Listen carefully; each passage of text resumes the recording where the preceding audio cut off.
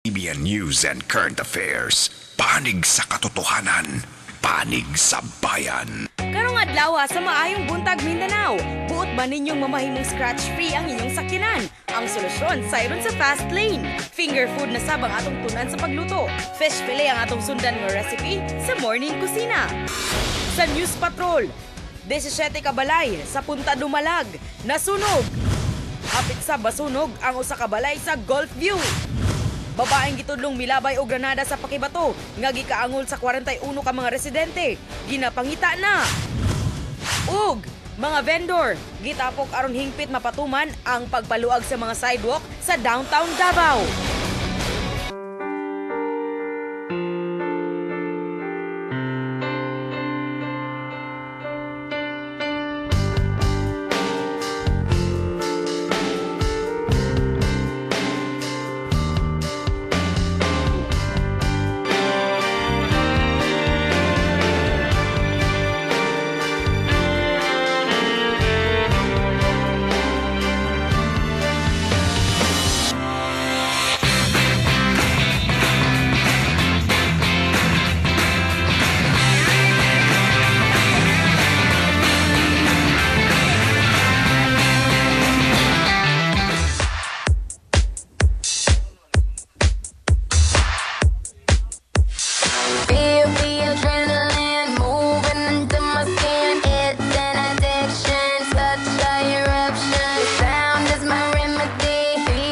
September 4, mga kapamilya, bangon-bangon na mo diha. Ug dungan natong sugaton ng adlong Martes ug usa ka maayong buntag Mindanao. Lami kayang pagbangon nato karon nalilabi na kay bugnaw-bugnaw ang ato ang temperatura, ang ato ang weather this Tuesday morning, mga kapamilya. Pero bisan pa man og bugnaw ang ato ang palibot, importante nga painito na ito ni pinagi sa mga balita o mga impormasyon nga makuha ninyo din sa Maayong Buntag Mindanao.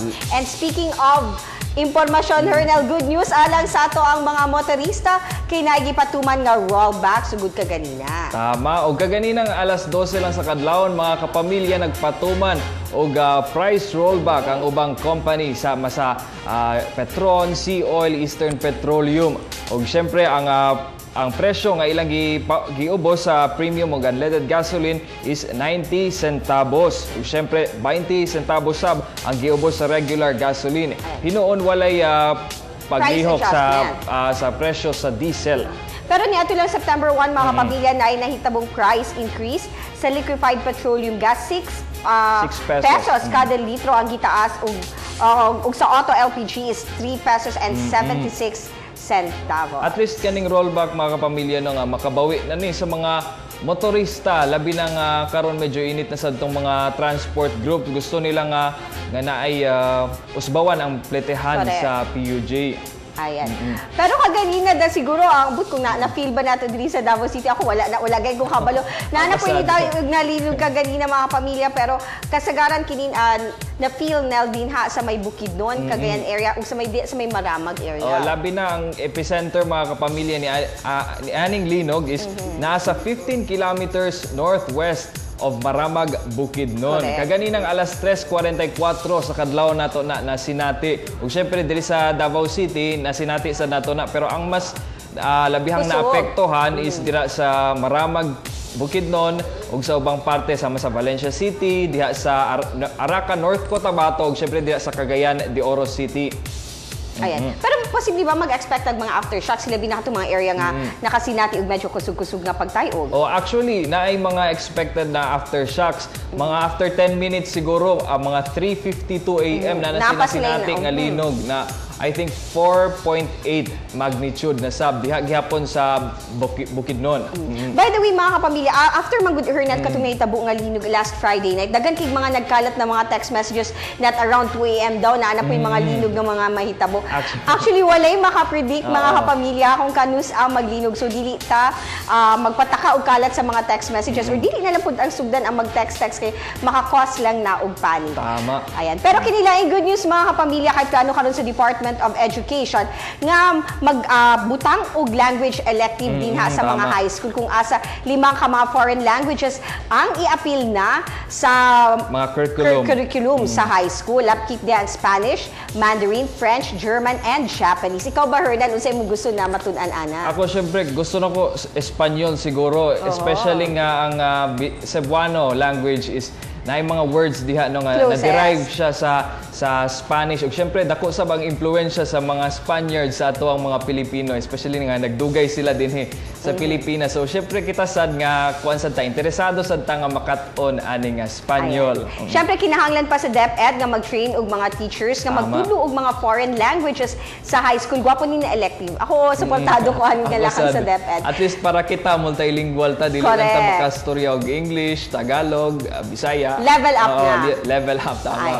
Pero karon mga kapamilya, ato sa pasadahan si Claude. Ikaw ba unsang foreign language ang gusto nimong matunan? Good morning! Rise and Shine Tuesday! Unsa ting pauta ni Mitch? Unsa na foreign language ang gusto nimong matunan? Ang akong gusto matunan, actually Spanish and Chinese. Wow! Spanish was being taught before sa mga schools, di ba? Katong sa unang panahon. Sa times akong lola, Chinese pod, kay nag-colonize pod ang Chinese din sa ato sa Pilipinas. Naghatag mga traits na natudan sa mga Chinese. So, I'm really a lover of different cultures. Wow! Ayan, pero pila ka days sila before Christmas? 112. 112 days before Christmas, Nel. Ayaw kalimti, balutin ako regalo, Nel. Yes, pinaskuhan sab gikan sa imo, syempre mag-expect sab me. Oo, sige, mag-ipon ko. Anyway, usa na pud kalami ang recipe ng atong matilawan this morning, mga kapamilya, para sa mga lover of fish din ha. Ani ang cream Dory fish fillet sa atong morning kusina.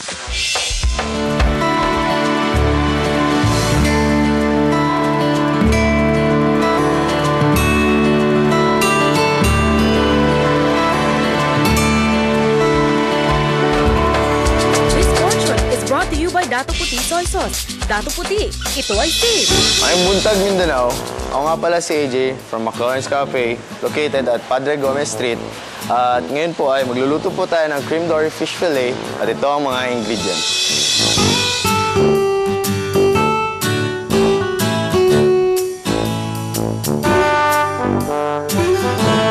So magluluto na tayo ngayon at i-mix natin lahat ng ingredients at ang unahin natin ay ang flour. 2 cups of flour, 1 teaspoon salt, 1 teaspoon cayenne pepper, 1 teaspoon garlic powder, 1 teaspoon ground pepper, 1 teaspoon onion powder, at pagkatapos 1 cup of water. At i-mix lang natin lahat. Pagkatapos natin mahalo ang mixture, ibababad natin ang fish dito sa flour at ibababad natin sa mixture.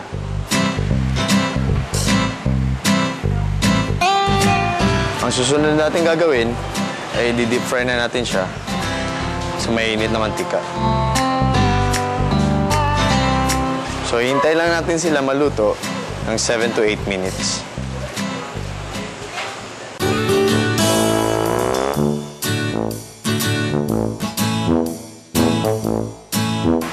Ito na yung cream dory fish fillet natin with special McLaurin's tartar sauce. At ako nga pala si AJ from McLaurin's Cafe located at Padre Gomez Street, corner Palma Hill. For more cooking tips, tutok lang sa Morning Kusina sa may Mayong Buntag, Mindanao. This portion was brought to you by Dato Puti Soy Sauce. Dato Puti, ito ay safe. Alas tayo, Friday, 3 na pagkasmong tayo lang Martes o medyo mapangaroon ng dagat sa panahon sa Davao City o ibang pang parte sa rin o sigumikan sa low pressure area nga doon sa Mindanao. Usa, gitambagan ang mga eksyon na ito magdala payong, magdala sa mga kininga protection sa lawas para dili mabasa o niya kumagaling ng ulan. O, wait lang, ako kay Mike? Ako ko Mike, Morwa? Anyway, ato to sa next video sa numero 6, makupunta si Alan Ava Islan. Banat sa komentaryo!